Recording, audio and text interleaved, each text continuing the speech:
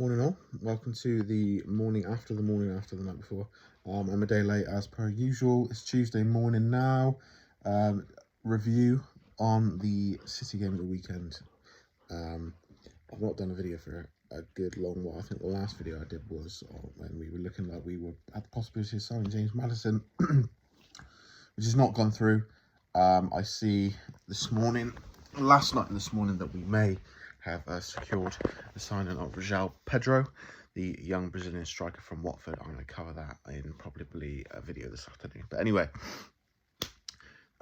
Sunday evening, the final game of the Super Sunday saw Newcastle taking on Manchester City, the champions, the best team in the country, at St James's Park. Now, City had come into this game off the back of 2 wins. I believe they defeated West Ham on the opening day and then Bournemouth.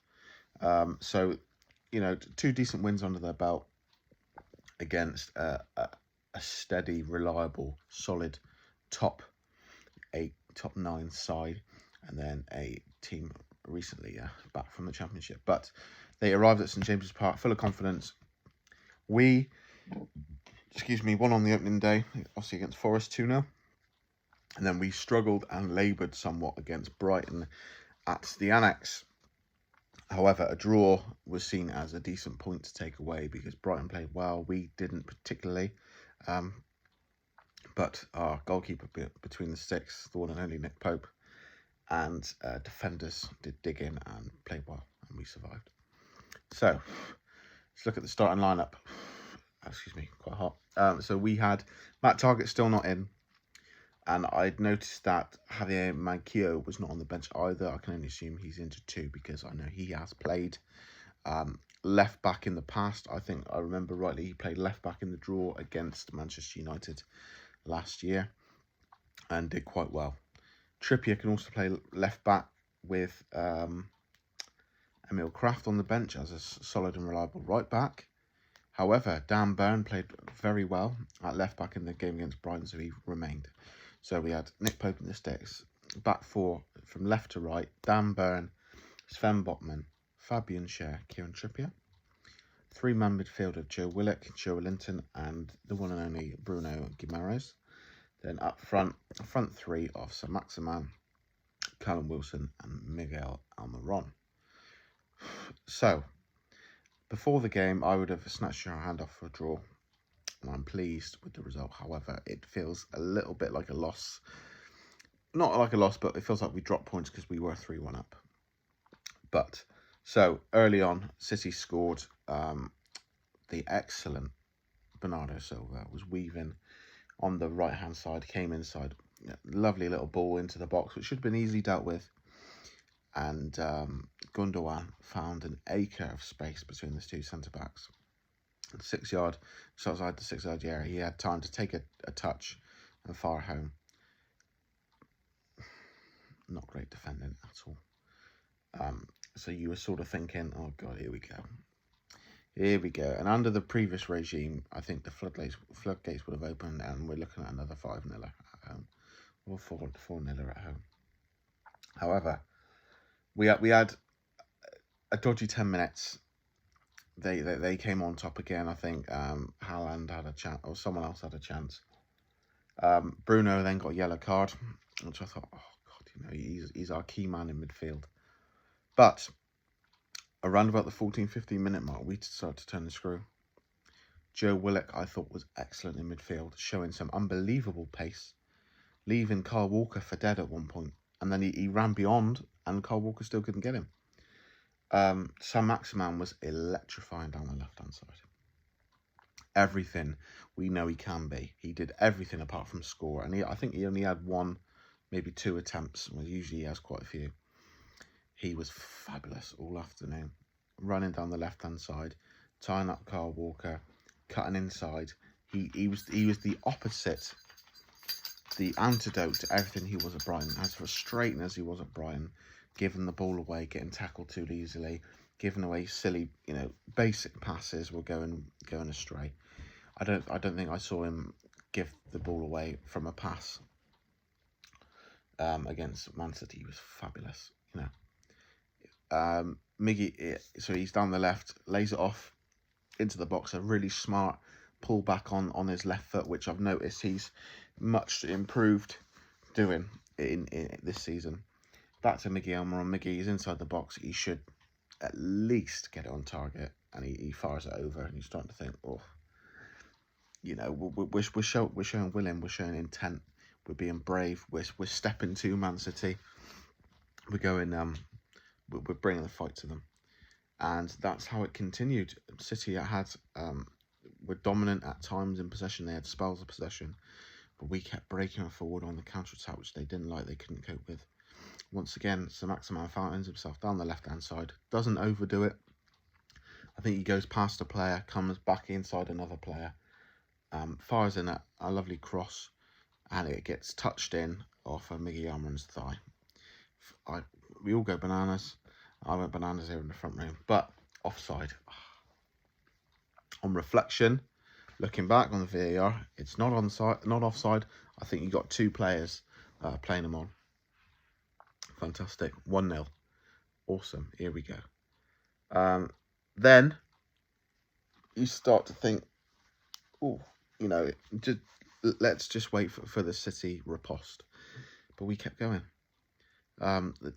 He kept playing well, kept getting the ball out to Miggy. We didn't play much down the right wing.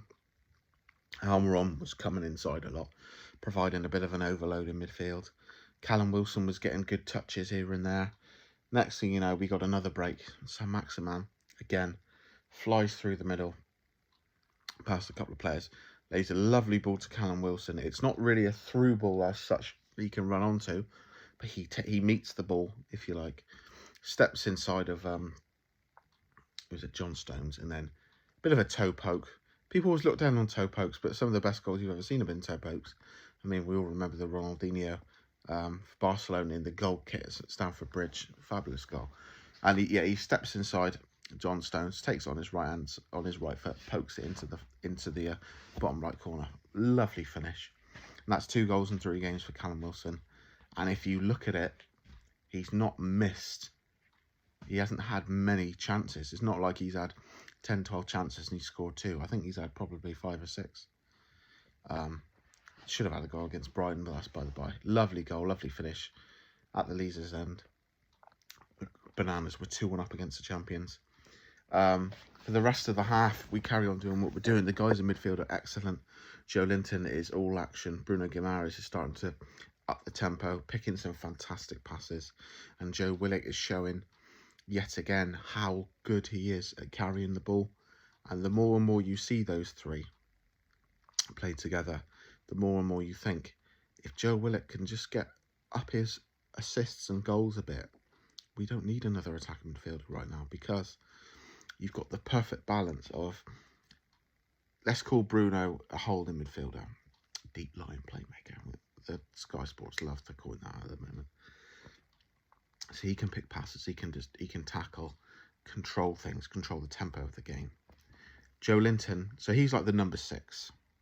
Joe Linton's like your number 8, if you will. All action, box to box, tackle, pass. He'll drive when he can, he'll get back when he can. He's doing everything. And then Joe Willock is almost like the number 10. You know, he carries the ball. And he's very, very good at dribbling the ball and carrying the ball at pace. Like I said, I just can't get that little sequence out of my head when he just left Kyle Walker behind. Gone. Brilliant. So yeah, for 35 minutes onwards, we're not hanging on, but City are knocking the ball around. You think, obviously, I've had,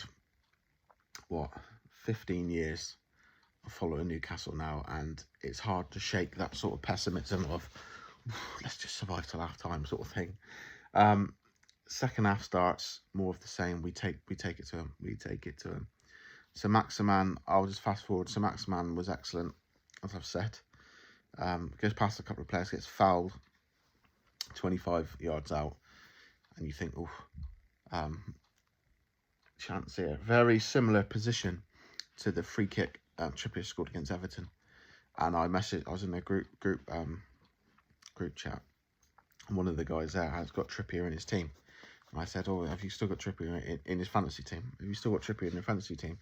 He's like, yeah. I said, well, points coming here. And he's like, no, he's shit. He's a shit David Beckham. I was like, well, that's not exactly an insult, is it?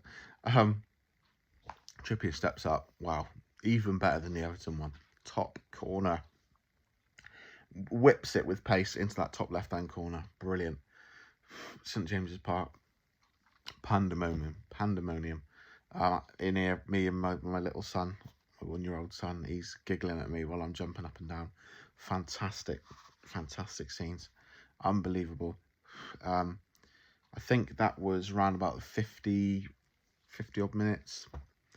Then City, this is where City step it up. And for the rest of the game, we pretty much, I wouldn't say get dominated. We don't get played off the park, but City have upped the ante significantly. This is when you think champions shine. They score 2 goals in quick succession. The first, I think, was it a corner or was a ball in the box? Most of our defenders get distracted to the back post, which you can't blame them because there's 2 City players at the back post. 2 defenders go to him. He gets knocked in the area, knocked back into an area. And Erling Haaland, like all good centre forwards, I thought the commentary were like talking about him like it was some sort of unbelievably rare instinct that he like knew exactly where the ball was going to land. And it's just good players, right place, right time. Callum Wilson would have done the same, I'm sure. But yeah, anyway, he smashes it into the net. Nothing the goalkeeper can do about that. Nick Pope had a decent afternoon. I know he's conceded 3 goals, but he saved a half off Haaland a couple of times, off De Bruyne, I think, and he looked assured. He couldn't have done much about any of the 3 goals. The first goal, the defenders majorly let him down. The second goal, Haaland hits it at about 120 miles an hour at point blank range. There's nothing he can do about it. And the third goal, you've got to call out Sven Botman here. Again, De Bruyne has the ball 30 yards out. Haaland, I didn't think he was all that. I knew he was a good player, but I didn't think he was world class. I'm starting to change my mind because his movement, he steps out. Botman bites on that particular line, goes with him. Space in behind. Is it Bernardo? I think it's Bernardo.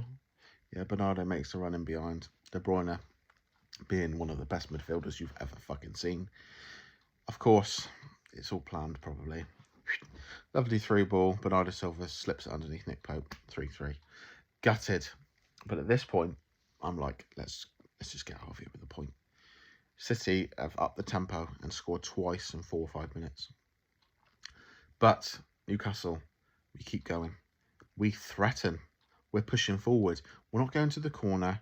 We're not booting the ball out of play. We're not fannying about. Bruno's being clever and winning. I'm not going to say winning fouls. I hate that. He's winning free kicks in good areas. Like he does. He's very good at that. Chris Wood's brought on. Just works his bollocks off for half an hour pretty much. Hasn't got a lot to do to chase at. At times he slots in as a third centre back. At times comes deep. The only bloke left outside the box when we got a corner or upfield is Maxi. Murphy comes on. Sean Longstaff comes on. Didn't get on the ball very much. I thought Sean Longstaff did okay. Knocked it out a bit. Murphy's always a threat with his pace. And we just kept trying. We were hanging on. And that 5 minutes went on for 8. Cheers, ref. But when we were up the field in their third, we weren't looking to go backwards.